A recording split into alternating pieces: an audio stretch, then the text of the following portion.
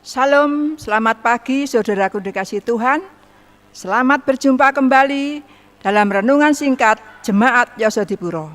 Baiklah saudaraku dikasihi Tuhan, sebelum kita melakukan aktivitas kita pada pagi hari ini, baiklah kita mendengarkan firman Tuhan terlebih dahulu.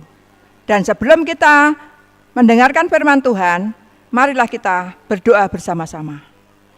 Tuhan Allah Bapa kami yang di surga, kami naikkan puji syukur dan terima kasih atas cinta kasih Tuhan dan kemurahan Tuhan yang senantiasa Tuhan limpahkan kepada kami, sehingga sepanjang malam kami boleh beristirahat dengan tenang dan pagi ini kami pun bisa bangun kembali dengan tubuh yang sehat dan selamat.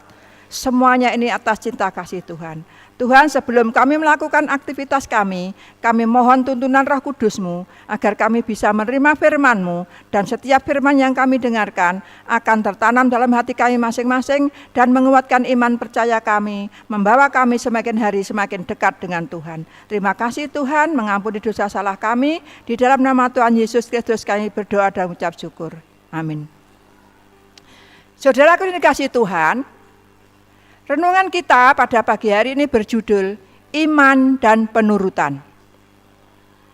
Ayat intinya terdapat dalam 1 Raja-Raja 17 ayat 24. Di sini dikatakan, kemudian kata perempuan itu kepada Elia, "Sekarang aku tahu bahwa engkau abdi Allah dan firman Tuhan yang kau ucapkan itu adalah benar." Saudaraku dikasihi Tuhan, sebagai umat Tuhan, tentu kita ingin sekali dan senang sekali mendapatkan mujizat-mujizat dari Tuhan. Tentu kita sangat merindukan anugerah yang Tuhan sediakan bagi umat-umatnya.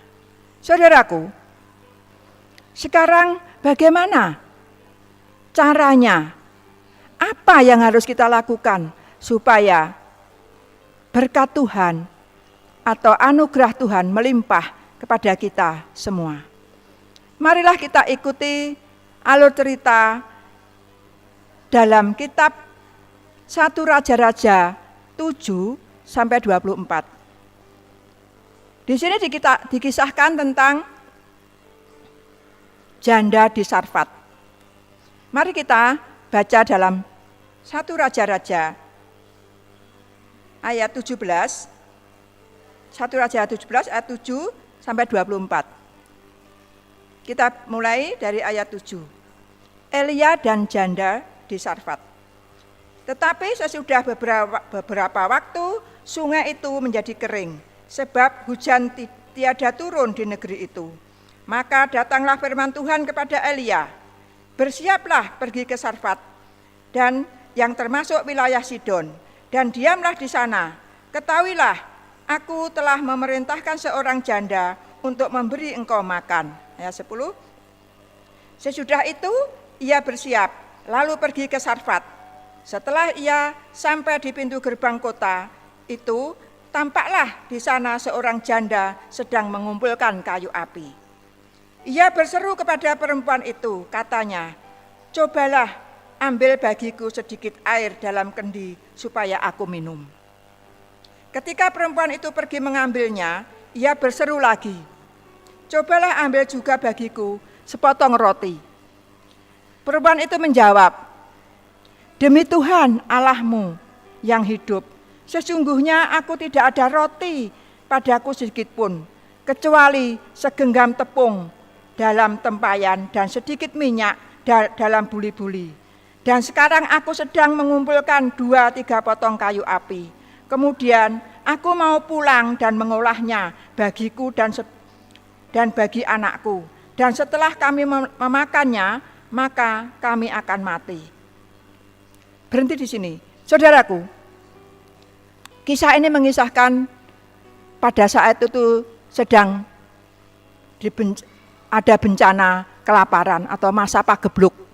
Jadi masa kelaparan yang sangat diderita oleh umat-umat Tuhan.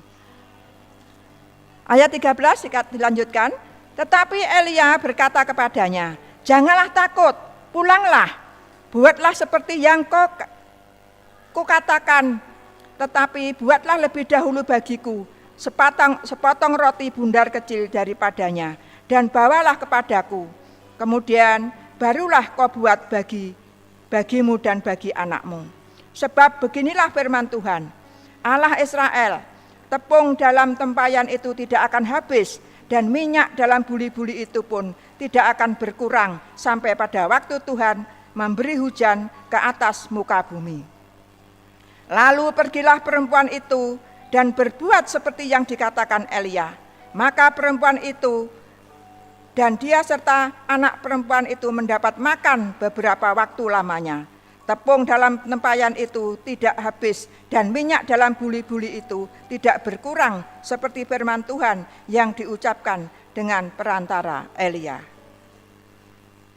Saudaraku dikasihi Tuhan, tidak ada yang mustahil bagi orang yang percaya. Perempuan tadi yang mengalami bencana kelaparan karena menuruti apa yang diperintahkan oleh Elia, maka dia tidak mengalami kelaparan yang panjang. Bahkan dia dengan anaknya pun bisa makan dengan kenyang. Setelah dia menuruti perintah Elia, dia memberikan satu bundar roti kepada Elia, dan dia pun bisa melanjutkan membuat roti itu sampai masa kekeringan itu habis. Tetapi pencobaan tidak berhenti sampai di situ. Setelah janda tadi memberi makan kepada Nabi Elia, sesudah anak itu dari perempuan pemilik rumah itu jatuh sakit, dan sakitnya itu sangat keras sampai tidak ada napasnya lagi. Tiba-tiba anak janda tadi sakit dan tidak bernapas lagi. Lalu kata perempuan itu kepada Elia, apakah maksudmu datang kemari ya abdi Allah? Singgahkah engkau kepadaku untuk mengingatkan kesalahanku dan untuk menyebabkan anakku mati? Kata Elia kepadanya, berikanlah anakmu itu kepadaku. Elia mengambilnya dari pangkuan perempuan itu dan membawanya naik ke kamarnya di atas dan membaringkan anak itu di tempat tidurnya. Sesudah itu ia berseru kepada Tuhan, katanya, ya Tuhan Allahku, apakah engkau menimpakan kemalangan ini atas janda ini juga, yang menerima aku sebagai penumpang dengan membunuh anaknya? Lalu ia mengunjurkan badannya ke atas anak itu 3 kali dan berseru kepada Tuhan, katanya, ya Tuhan Allahku, pulangkanlah kiranya nyawa anak ini ke dalam tubuhnya. Tuhan mendengarkan permintaan Elia itu, dan nyawa anak itu pulang ke dalam tubuhnya sehingga ia hidup kembali. Elia mengambil anak itu, ia membawanya turun dari kamar atas ke dalam rumah dan memberikannya kepada ibunya. Kata Elia, ini anakmu, ia sudah hidup.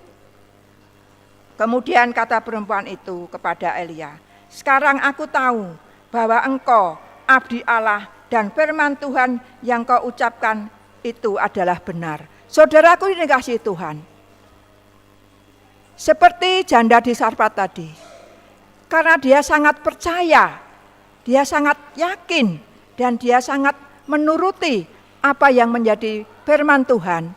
Dia sangat beriman kepada firman Tuhan. Akhirnya dia pun dilepaskan dari bencana kelaparan. Bahkan anaknya yang sakit keras dan akhirnya mati pun dihidupkan kembali oleh Tuhan. Nah saudaraku dikasihi Tuhan, kita pun akan mengalami hal yang sama. Mengalami kasih Tuhan, mujizat-mujizat Tuhan pun akan menjadi bagian kita selama kita memiliki iman kepada Yesus, dan selama kita menuruti firman Tuhan, maka tidak ada yang mustahil bagi orang yang percaya. Apapun yang kita hadapi, apapun yang kita alami, selama kita beriman kepada Tuhan, selama kita menuruti perintah Tuhan, maka semua masalah akan dapat kita lalui.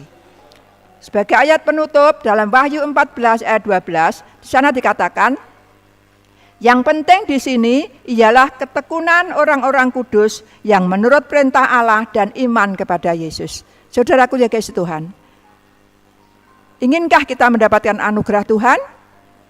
Inginkah kita mendapatkan keselamatan? Marilah kita kuatkan iman kita, kita bertekun di dalam firman Tuhan, kita bertekun beribadah, maka anugerah Tuhan akan menjadi bagian kita masing-masing. Terima kasih, semoga firman Tuhan pada pagi ini akan menguatkan iman percaya kita dan membawa kita semakin hari semakin dekat dengan Tuhan. Tuhan Yesus memberkati kita semua. Amin.